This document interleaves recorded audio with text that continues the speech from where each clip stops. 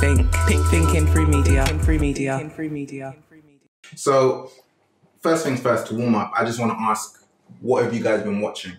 Like, what have you, like, since this is Pic.Think TV and we're talking about Top Boy, I want to know what kind of TV you guys been watching. I've been on a bit of a drought, but Power, been keeping up with Power. Yeah. Even though a bit of a dead series up until last time, it was so disappointing, wasn't it? Slow. You think the same thing? Slow. And like, just awful. Peaky Blinders, we watched that because I started I started that time ago, and then I stopped watching it, and then I tried to pick it up again because people were gassing it up again, and then I forgot what happened, man. So I started that from the start again. What else have I been watching? A lot of people say that that's better than Power, like easily better than Power. And Leon's been saying that a lot too. Yeah. Nah, to be fair, I think Peaky Blinders is way better than Power. Me at the moment, I've been watching Power. I've been watching. It's a curveball, but I watch Apprentice. I like Apprentice. I don't know if you watch Apprentice. I like I've never gotten into it though. Yeah, so I watched I the Apprentice with like the guy with all the money in that, and they do the thing. Yeah. They go out and do this. A guy I went to college with won that. No. Yeah. In Colchester. Yeah. Well, I'm watching Peaky Blinders, and I can't decide what's better out of Peaky Blinders or Top Boy. I've got them both right up there. It's probably my favourite ever series, to be honest, Netflix series. Wow. Yeah. Oh, you rate Top Boy that high? In fact, no, to be honest, I probably just edge Peaky Blinders, but I do really like Top Boy as well. Okay, cool. So let's move on to the hypothetical question that I have for you guys. Wait, yeah, Jack, you've watched it, so then you know the structure of it pretty much. Well, the structure I tried to have. Yeah, a little bit. A little bit. So basically, I start off with a hypothetical question and get people, Juices flowing, and then after that, then I get into the review. Then after that, it's more like the deeper questions, more like the philosophy. That's where I bring in philosophy and stuff like that, or some sort of deeper issue or topic or controversial issue or something like that. So first, I want to ask you guys, if you had to choose a top 5 list of quintessential British TV dramas, films or whatever, which 5 TV films would you choose that represent British culture? Does that make sense? Yeah. What is quintessential? It just means like pivotal, like top notch. Cool. Like then if someone, let's say, I don't know, like an alien came and said, what is British culture? Okay. You'd be like, okay, you need to watch this, you need to watch that, you need to watch that, you need to watch that. So it doesn't even have to be like on like a. In which case, you'd probably throw Top Boy in there. Top Boy, I'd throw Notting Hill in there. Notting Hill. Yeah, Notting Hill. Notting Hill. Romantic comedy. Two complete. You said if aliens. No. Yeah. And you want to do the whole of written thing. So I'm going. For me, I'd probably chuck. Sounds silly, but I'd probably chuck a Mr. Bean in there. Yeah. Actually, Mr. Bean, definitely. It's like silly. Mr. Bean, definitely. Mr. Bean. Yeah. I'd probably chuck, and this is stupid as well, but years ago, this is a bad shout, but it's fairly accurate. The Spice Girls had a movie. I've gone left. You go way left. I don't remember the movie, but I just remember it was very London. Yeah. Very much London, very much British culture. That was represented Britain for years and years and years. That was like 96, wasn't it? Something like that. I was young. Can I just say, for the young audience, the Spice Girls were a band. Maybe one of those Manchester films, like. I don't think I already watch a lot of British films. I don't think I do. Or TV, even TV. Even TV. Do you know what? What's that film? It's kind of like This Is England, is it? Yeah, like Green Street or whatever. See, that's like what it's a bit. It's culturally, that's what I have to big up the North a little bit. That's what the North is a bit like. Yeah. So do you feel like that's representative of the North of England? Yeah, to an extent, it's probably like exaggerated a little bit, but yeah, like I guess culturally, yeah. Okay, cool. Places like Manchester and that. All right, so let me give you guys my list.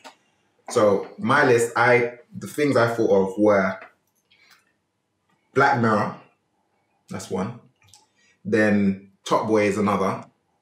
Then Doctor Who is another. Doctor Who? Doctor Who. But that's not... That is British, isn't it? No, but it doesn't have to be real. Okay. It just has to be like representative of British culture. That one, then... Which other one did I have? EastEnders. Oh, yeah. That's another one. I said it isn't a bad shout, actually, to be fair. Yeah, that is the I one. like that into mine. Also, TV shows as well. TV shows as well, yeah. And my list was weak, bro. But all I did was Mr. Bean. No, Mr. Bean was strong. That's a good one. That's a good one. Kidulthood. Oh, well done. No, you got to remember, we're saying well done. He's got his list written down there. I do. I have it written. Do you know what I mean? He's been plotting a week. I've been plotting. That's a question I've got more time to think. Yeah, for sure. Like, at work next week, I'll be like, oh, it's... Yeah, I know. Yeah, it's not fair in that sense. Yeah. Right, so let's move on to the review section then. The review of Top Boy. So, despite being exclusively streamed by Netflix and executively produced by US rapper Drake, did the return of Top Boy manage to stay true to the original series, Top Boy Summer House, and stay authentically British? In terms of authentically British, it was enhanced, I think, because the language used was more... It weren't like they were trying to... Back then, you would have to try and, appropriate for people who are watching. Now, because the UK culture is banging, we can do what we want. We're going to get money for it. They're talking real British slang. No, nothing to hold back. And that stuff. How do I describe it? Like, let's say it was British, authentically British with an American budget. Yeah. Well, this one. Yeah. Without making it look American. Without making it. Oh, 100%. Because like the first one, like I think you said was right. They made the first one. It was still British, and you could tell like got some stuff from it that obviously if you're familiar with Britain, you know what it's about.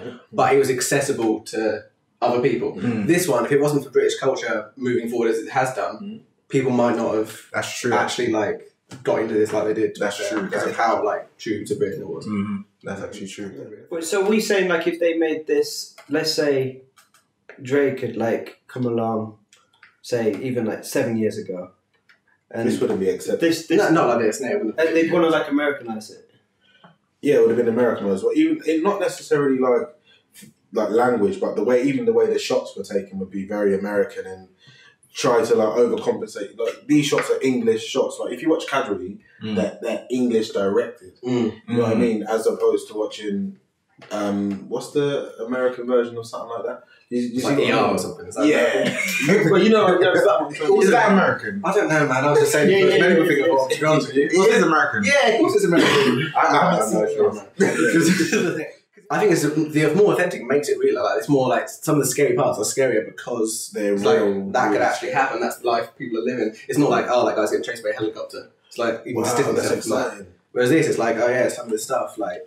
Your mate could be going through that now. You could be going through that. It makes it right. I mean, this banged anyway. But wouldn't have this banged even harder if they put it on normal TV? You think? Like if they put it on BBC once, because that's what they did with Peaky Blinders. They put it on because it got so big. They put it on. I'm surprised they didn't put this. Isn't it? It's popular, but it's still urban. And I think maybe it's too urban for normal TV. I feel like maybe it's just the people I hang around with, but I feel like everybody's seen this. I feel the same, but I'm not actually sure what the actual viewing numbers on it were. I haven't actually looked into like Peaky Blinders. Peaky Blinders would be more popular than this. I just thought so. But maybe because it was on BBC, I don't know. Because Peaky Blinders, maybe it's on BBC because it was more popular. Maybe. But to be fair, even with this, they gave it all out at once anyway, so it probably wouldn't make sense to put it on BBC. But that's why I think it's better marketing wise. Like if you do put it on that weekly, it's better for social media as well because then like. Everyone's talking about it. For 9 weeks rather than 3 or 4 weeks. Yeah, a bit like Love Island. That's true. Sorry to bring that. Trash TV. But anyway.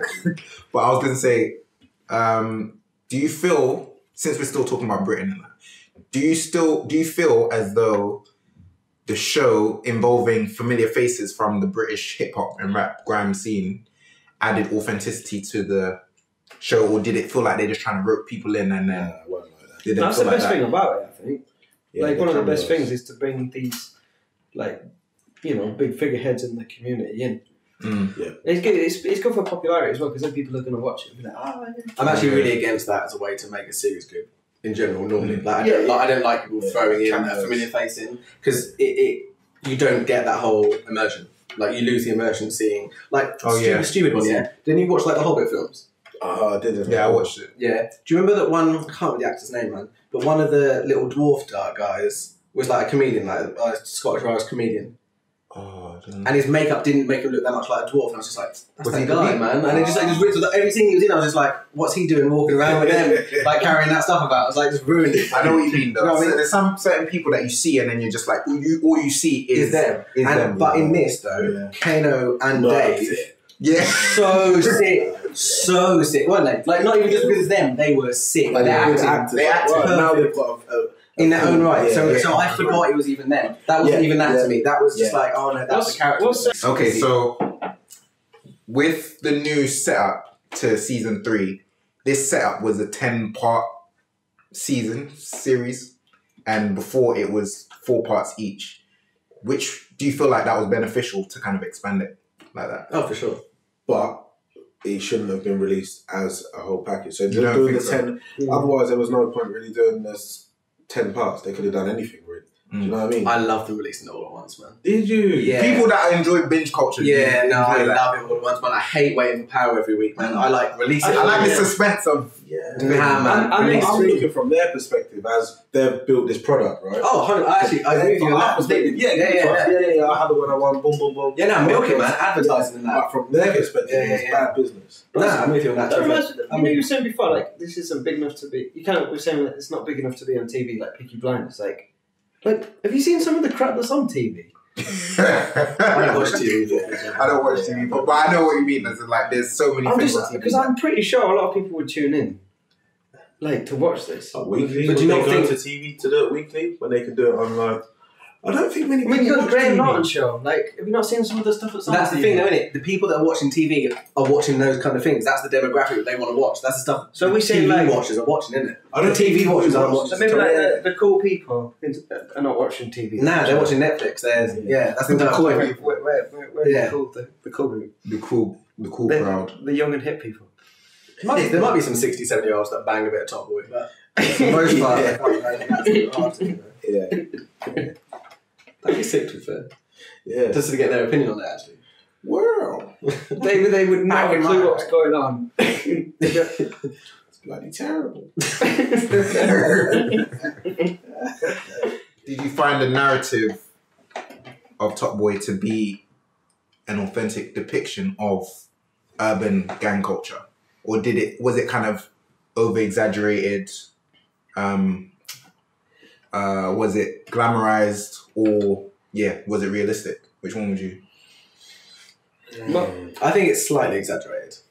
Which parts? Or which? Just some of the violent stuff. Like the degree they go and like how blazing they are with it, and like some of the planning and stuff. Because a lot of the time, like a lot of the violent acts aren't like on this. They're all planning, coordinating, coming together. Like it's some like gangster. People don't do that. You just see a man and run up on him. Yeah. That's not. It's not the same. Like it's not. And then the thing that I found unrealistic was that, or like I was thinking, this is bizarre, is that Duchesne said to Driss's daughter, "Go to bed," but the bed was just like Oh, just around the corner. just around the corner, and there was no door. Go to bed where you can hear exactly the same. Might as well just stay there. And watch. It wasn't just stay there. That was unrealistic. Do you think people like, because this as well, like they go for like premeditated murder, don't they? They're like they will actually go to kill someone in this. Do you not think a lot of the times, like the gang, like even like shootings and that, do you think people go into it going, "I'm actually going to kill him," or do you think they just are going to shoot someone? Do you think they actually premeditated? Do you think a lot of it is completely premeditated? Absolutely. Not completely. Like planning, going, I'm going to assassinate this man. As in, so imagine if. At this level, not at this level of gang. Yeah, I reckon. Yeah. Because this isn't that big, is it? This is imagine like if someone was killed. Imagine if like But he's Top Boy, someone's though. cousin was killed. Yeah, someone's over brother the was little killed, area. or someone's sister was killed. Yeah. Then they'd be like, "Nah, I need to make it right." Yeah, So I think in a situation like that, true. then Yeah. That's the only thing I think I was kind of unsure with, like that premeditation thing. There's just like the thing is, you got to understand, I'm from North, and I think growing up in Bradford, culturally, the roads are very different to how it is in London. So I only know from London what I know from people that I talk to in London. Yeah. And like the stories you've told me and stuff. But the things I've heard is like the guy getting thrown off the balcony. That seems nuts.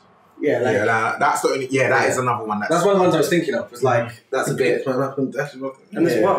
But that was No. So just in general, Dave, I think like, do you think like getting bust out of jail from the hospital and them not having like every single policeman in London looking for him and finding him? Yeah, that's pretty cool. I don't know if that would I've never heard about that happening. Has anybody ever heard of that happening? Like in London? I think that was unless you're like Pablo Escobar or something. Yeah, there's levels to it as well. That was exercising the creativity, weren't they? Yeah. And maybe he's getting Dave out. How are we going to do it? Yeah. And maybe his character in general, like if he's he comes across as such a nutter, they're trying to portray him as just so volatile and just loose cannon, like maybe even more than Sully in the first series.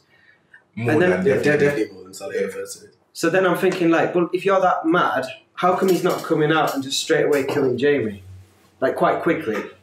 Or like just doing, they should have made him do something a bit more mad, I think.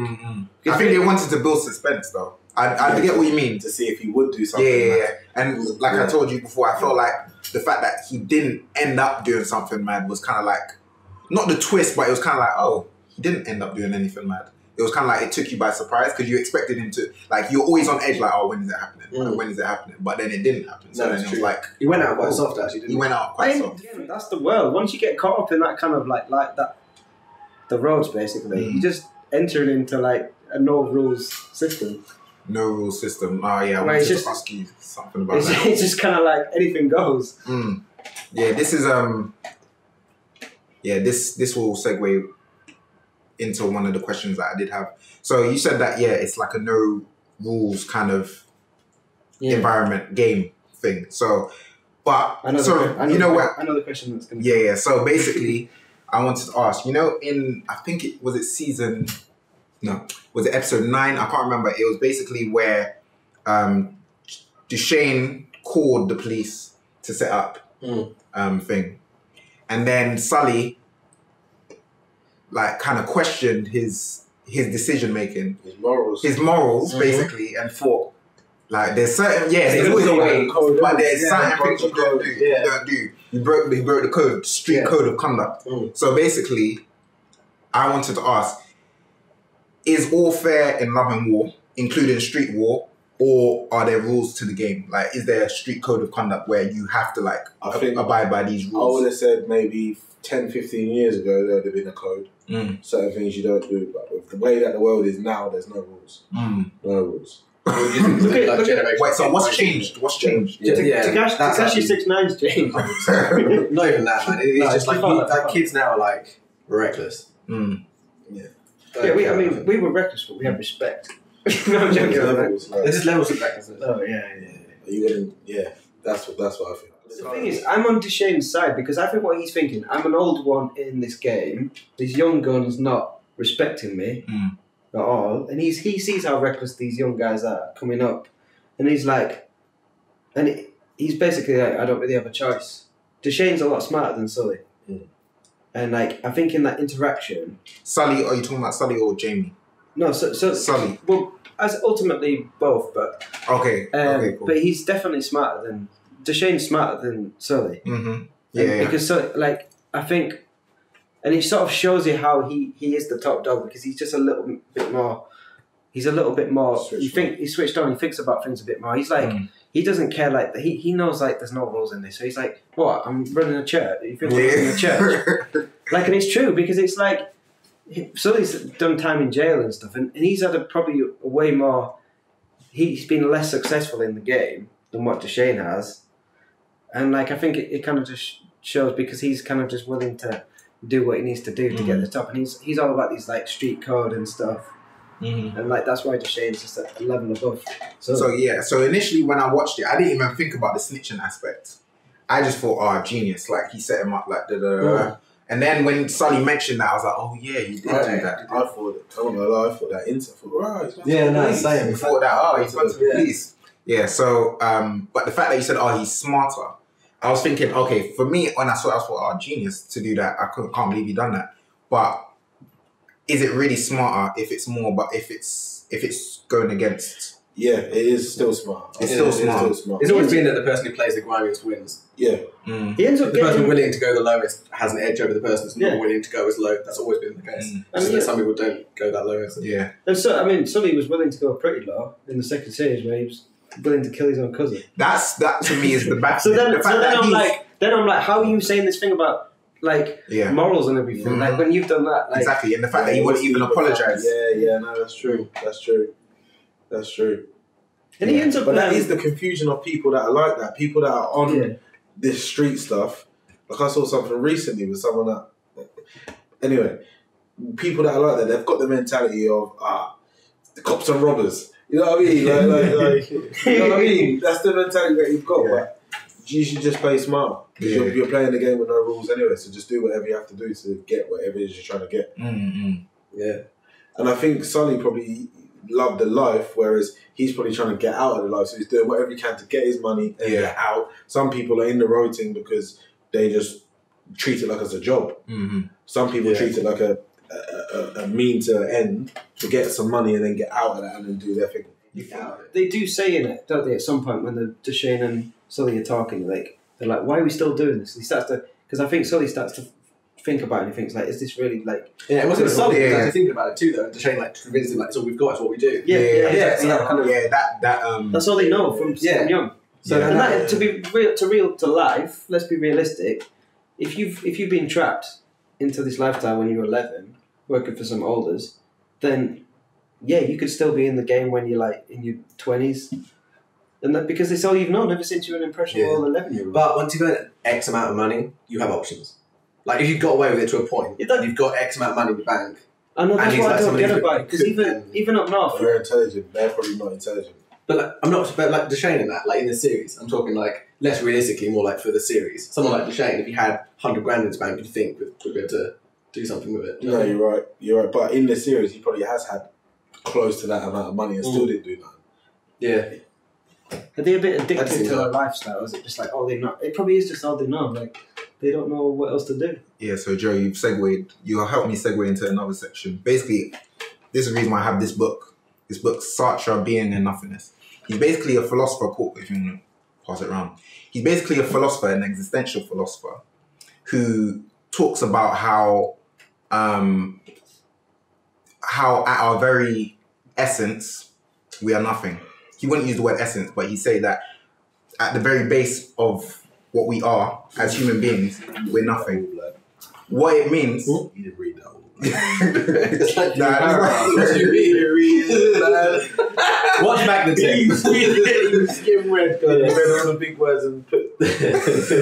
So basically, he feels that at our base, the base of our being is nothingness, which is why the book is called Being and Nothingness. Yeah. So what that means is not necessarily that we're worthless. What he's trying to say is that we are nothing in which we think we are associated with, or when we interact with the world, we are not that. So let's say if I'm like constantly like trying to figure out who I am, the way we approach it is thinking I'm not that. Even if I identify with that, I transcend it in some way. So I kind of go above it. So even if I identify as a farmer or if I identify as a teacher, that's not the be all and end all of what you are, kind of thing.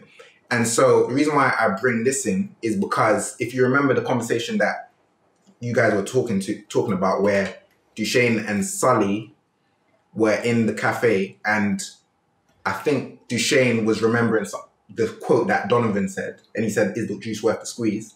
Our favorite, our favorite quote. Is the juice worth the squeeze? And then Sully, I think he replies, but what else are we going to be? And so Sartre would argue that in all good bookstores. The cameras are there, that's what it's on. That one and that one. Oh, no. So Sartre would argue that what the issue that both Duchesne and Sully, but Sully in that situation shows is an instance of bad faith. What that means is that he believes, he's self-deceiving himself to believe that he only has one option. Mm-hmm. And you were mentioning options, like once you get to this place, you have options. But what Sartre would argue is that no matter where you are on a level, you will have an option.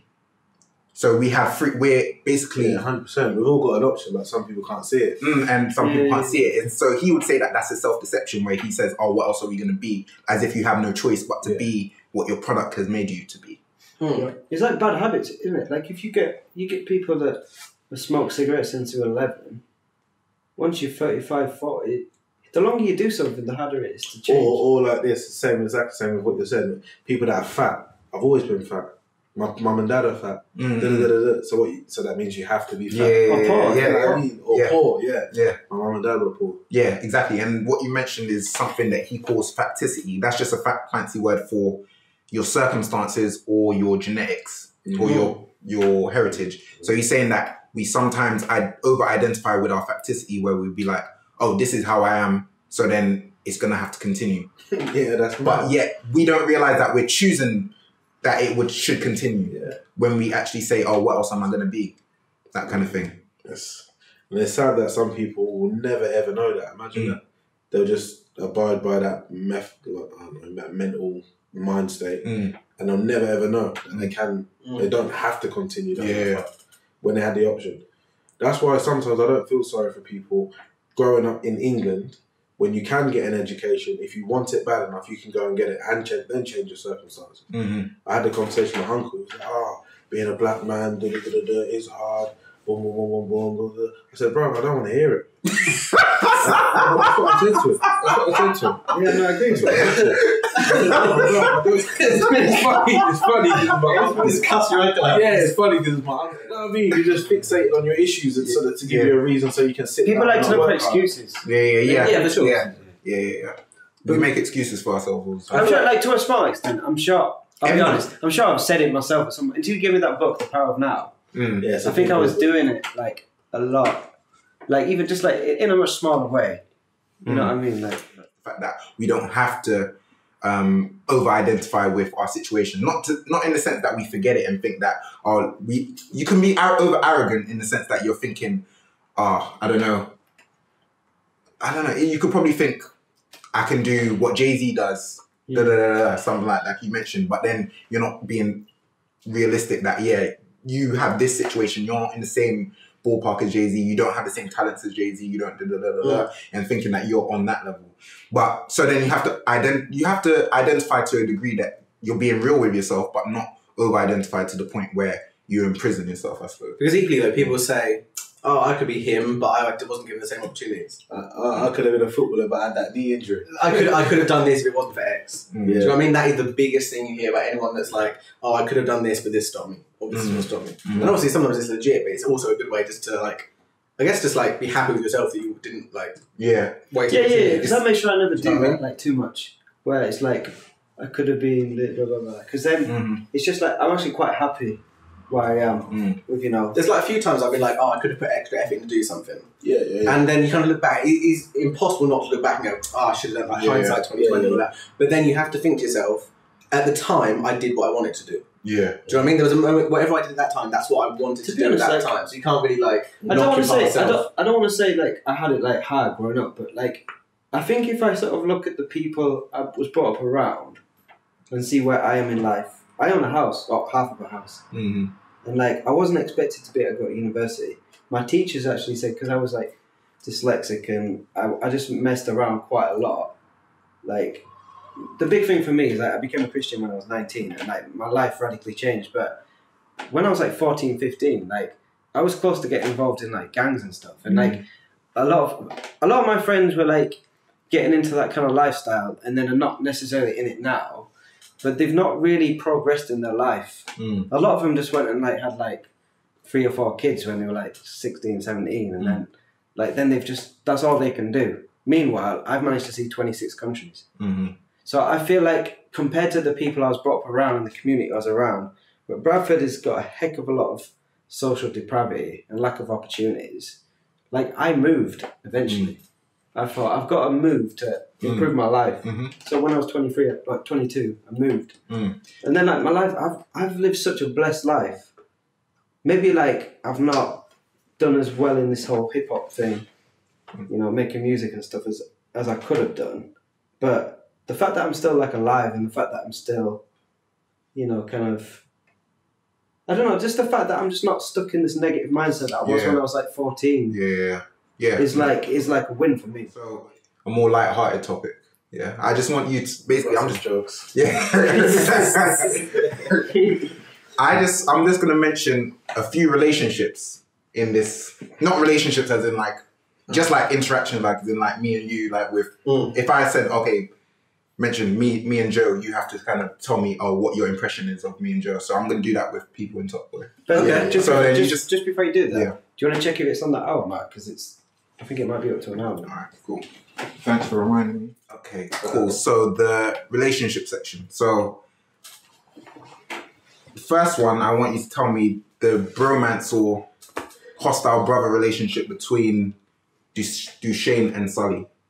What's your impression on that? Sully, is the wild one that Duchesne has power over because he's smarter and he tames him. But he loves him because he's super real. That's what it is. Duchesne loves him. Loves Sully because he's super real. Super real. And he'll be honest, he'll tell Duchesne exactly what he thinks, and Duchesne hasn't got that many people around him who can say that to him because he's built up this reputation. Sully's one of the only people who can be like, bruv, tell him, you know what I mean, what he needs to tell you. Yeah, that's got. Anyone else does that, he'll go mad. Alright, so then the three friends, Driss, Sully and Duchesne. Driss is the little boy that they get to do whatever they want him to do. So you feel like he was the Michael that grew up? Michael. Michael was Duchesne's... Michael was apprentice. Apprentice. The same way that Sully's relationship with Jason.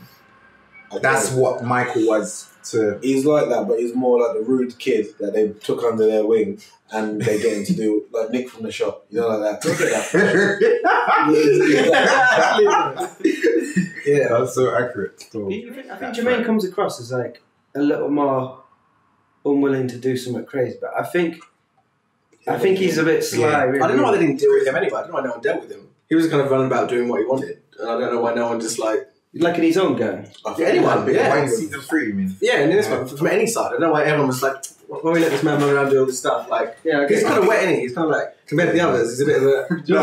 I don't think so. I think you don't even get to see what he's about until season 3. Season 2, I was thinking, is he even part of the road life like that? Yeah, that deep. But then in season 3, you only see him like when he interacts with Sully. Then you see him like go with Leighton to the crematorium and stuff.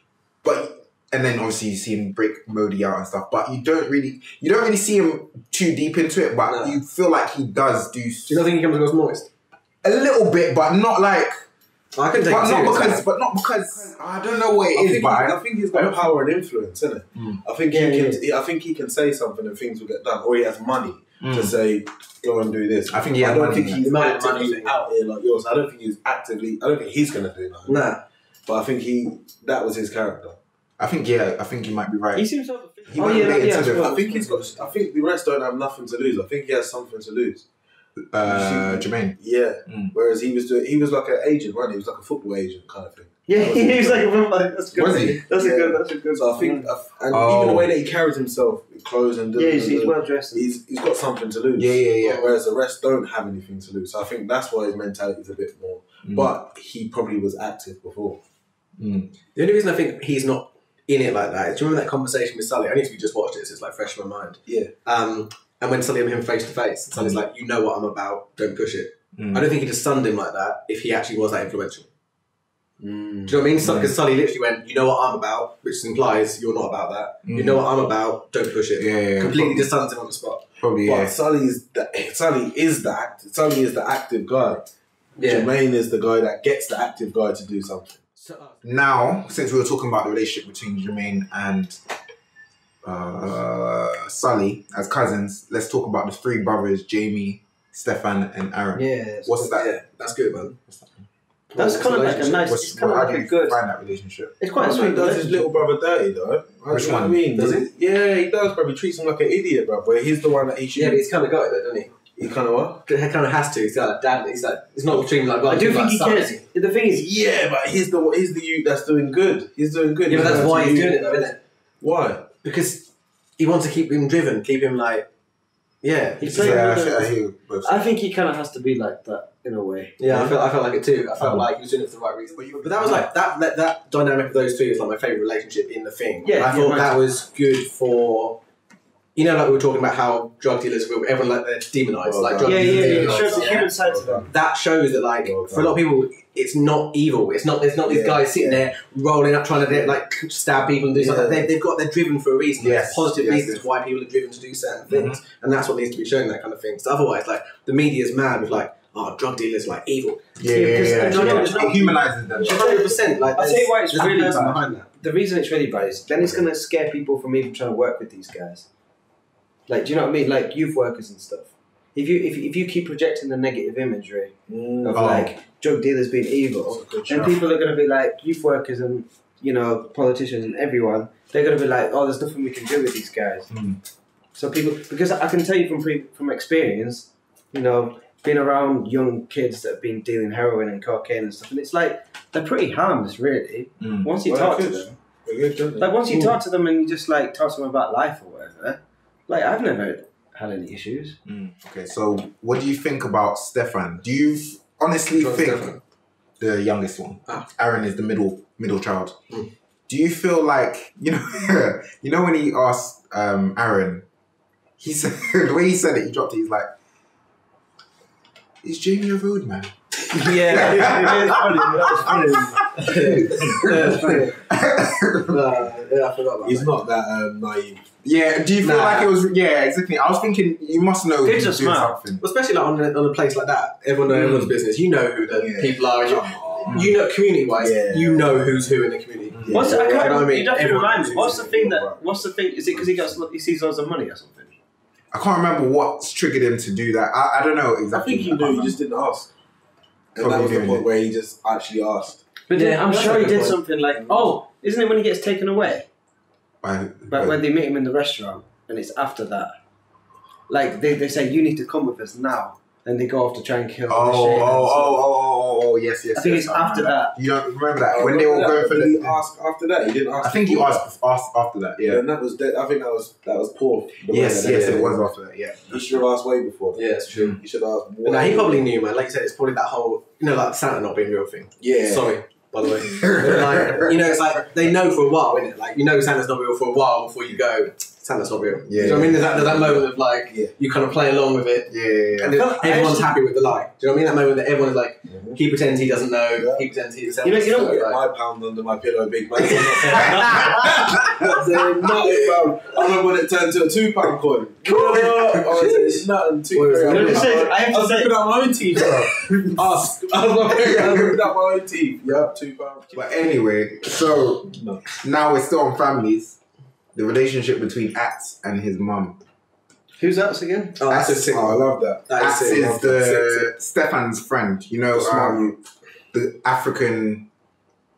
the two young kids. Yeah, some of the burgers and that. Yeah, so the relationship between Ats and his mum. I love that. Yeah. She's an amazing mama. Yeah, I really like her. You see it from both sides, don't you? You see like that great like protection from her and her wanting to provide, even though like she's not in a situation to be able to provide. And then you see it like reverse, where he's like, "Nah, I'm going to look after my mum." Like you see it from both sides. Yeah, And, like that's just sick. And you know what? You said that about how you liked the showing of the family of the three brothers, Jamie and Aaron and Stefan, because it humanized Jamie and drug dealers and stuff And like it's the that. same for the mum. And I was going to say it kind of shows the motivations behind people getting into drugs 100%. Like from when they're young. Ants was doing it and that. And from when Ants was doing it. Because remember when he was in the playground and then he was looking at people playing football, Yeah. and then he went to see Jack. It kind of showed that he can't even enjoy football because of his family situation. Yeah.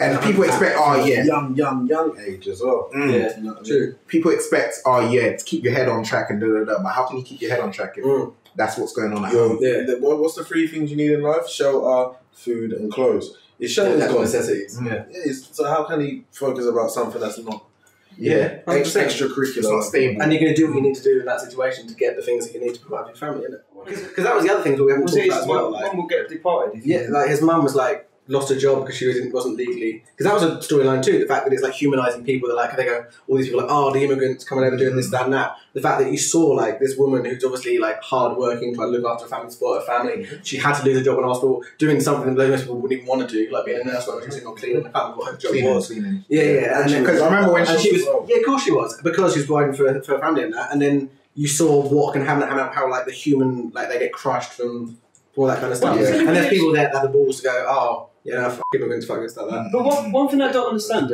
like this, I'm talking about. Don't worry, I'll censor it. I was enthusiastic at that point. I apologise.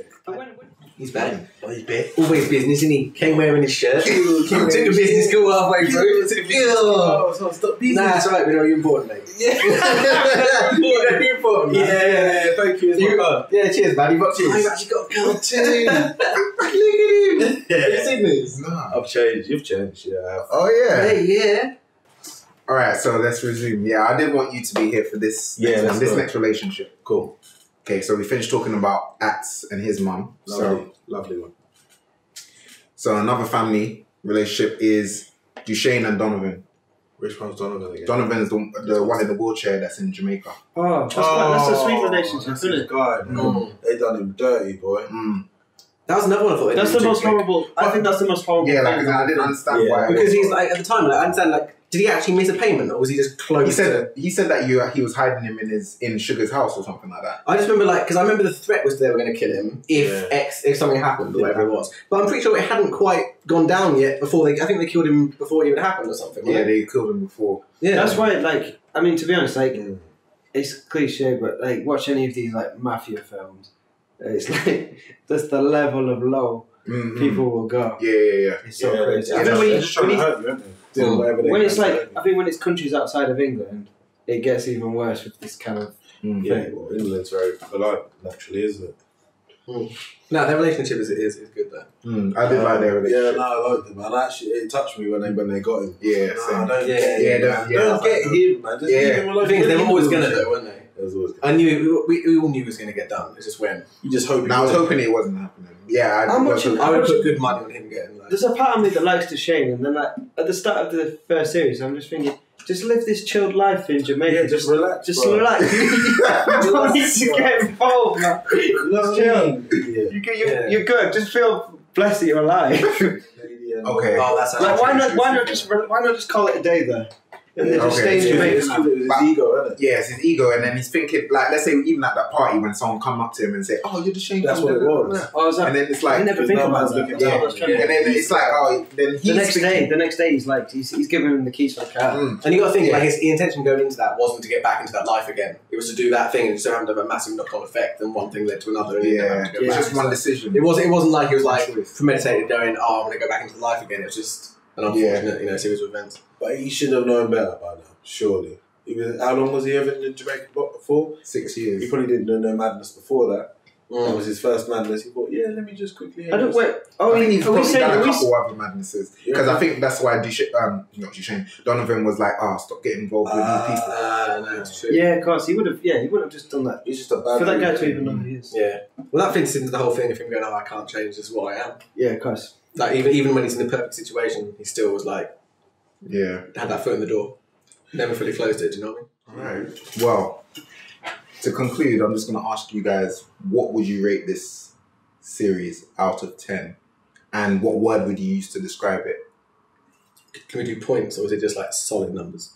Give me points. And tell me what a 10 is, first of all. Was Game of Thrones a 10? A 10 for me? Before the last series. We're not getting into that now. Yeah, let's not get into that now. We'll be here for like another hour. Can we just say just the third series? Like, well, this. I'd give it an 8.5. 8.5. Solid. I think I might agree with that. Yeah, I'm not going to overgas it because it's amazing, love it, but I'm not going to be like, it's a 10. So what's a 9 then? If that's okay, so let's say a 10 for me is phenomenal or perfect. But a 9 is very impressive. Would you give Dragon Ball Z? I know you're a Dragon Ball fan. Dragon Ball Z. Sorry to do this, but I need to get a gauge of what's going on. A 9. Okay. I can't even. Okay, now I know where I am. I don't understand. Now I know where I am. Yeah. Okay. And you'd give Naruto a 10. Yeah. Okay, now I know where I am. Naruto is like 10, 9.5. Kids program, man. It's like giving It's Pingu not a 10. kids. No, it's not kids. I'm giving Pingu a 10. No, it's not a kids program. Definitely not. The thing is, No, it's not. it's It not. is. It's not, and it's It's deep. got colours, that's all it is, bro. It's just no. Naruto is like one of my. You can't rate a cartoon higher than a 7. It's not a cartoon. It's an anime. What's the? I'm not getting. Nah, the layers, bro. No, seriously, bro. If you gave it some time and you weren't being What about Lion King? Prejudice. not you're prejudiced. Lion King is a 10. If you give it some time, Yeah, that's you'd what be I'm like, saying. Lion King is a 10. Oh, you mean as a the layers are so. That's a valid argument for me. That's I crazy. get behind that. Actually, it's a counter argument. Yeah, I respect that. Lion King is. No, 10 I respect that one. Disney films, I feel, are different. See, now you're adding something else. No, which is why I'm saying that actually shows some of the opposite from like. But then, anyway, yeah. So then, like an 8 is great. A 7 is good or very good. Because I also disagree with the principle that because you said Peaky Blinders just as a whole. I'd say I do it that's series by series. Oh, right, Okay. yeah, sorry. So I wouldn't like so. You put it all in one. Yeah, for instance, like the first series of Prison Break was sick. Like the very first series of Prison Break was sick, like beyond, like next level. Like if they carried on like that, it'd be one of the best series ever. The other ones are like passable, watchable TV. So I wouldn't say. But surely you just get an average, don't you? Nah, well, I feel like that's just kind of like doesn't do it justice. So if you Yeah, say no, what's I the best agree, I series, agree. I'd say what's one of your favourite series. Top 10 is the first series of Prison Break, but I wouldn't rate Prison Break as a whole in my top 10 series. So Yeah, you because get like, series by series. yeah, Yeah. okay. And so like for this one, for instance, this is why I rated this one an 8.5. Are you doing it whole? Or are you doing it? No, oh, I'm you're saying doing it it is. justice. I think even just this season, one, I'm right. saying 8.5 too. Yeah, yeah. Because I'm saying first and the last series of Peaky Blinders, I'm giving the 9. Mm-hmm. And I'd have to rate this just a bit under that. Okay. I'd have to give it a little bit more than an 8.5 just because I just don't feel like I think it's very unique and in the period of time that we're in, this is something we'll look back at and maybe even return It's to. cultural classic. Yeah. So that's why I'd give it maybe like an 8.7. Maybe Going up. know- That's fair. I feel It's All just- right. Well, I'm glad you guys came. Thank you. Thanks for having me, man. Thank you. Jack. Anytime. Terrell. Yeah, man. Joe. Yeah. That's it. Pic.Think in free media.